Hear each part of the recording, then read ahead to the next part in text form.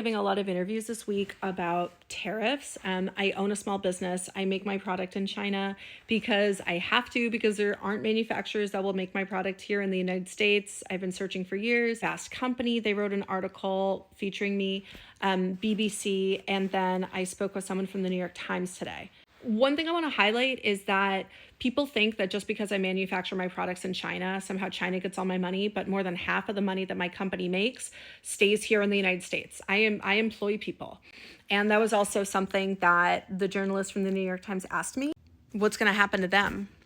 And I said, well, it's a wait and see. I'm in purgatory right now. I'm waiting. But yeah, if nothing changes. Another thing I want to highlight is the very first video that I did on tariffs was back in November, and I made a prediction at that time that one way that companies were going to save money, that they would limit their assortment and their inventory. And now that is exactly what we are starting to see.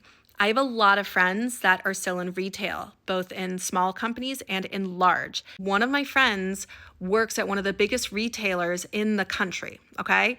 And they just had a big meeting this past week, and they were talking about what they're buying, for the rest of the year. They're buying for the holidays now. And there's going to be a lot less assortment, and so that means instead of having, a dress in 5 colors, you're only going to have a dress in 1 color, right? What that also means is when it comes to clothing and shoes, size runs are going to be limited, meaning, instead of having a good amount of stock, in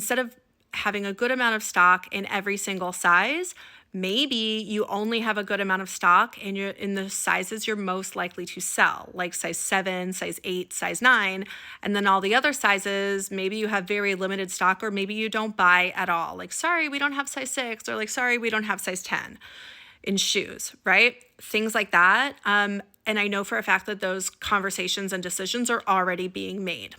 And some of it I get, like, we don't already have too many things, right? We have too many choices for many items, right? That are just going to not get sold, go into clearance, and then end up at one of those like discount stores. Ultimately, a lot of the things won't just be color, size, or variations. They're just not going to make things that are not as profitable.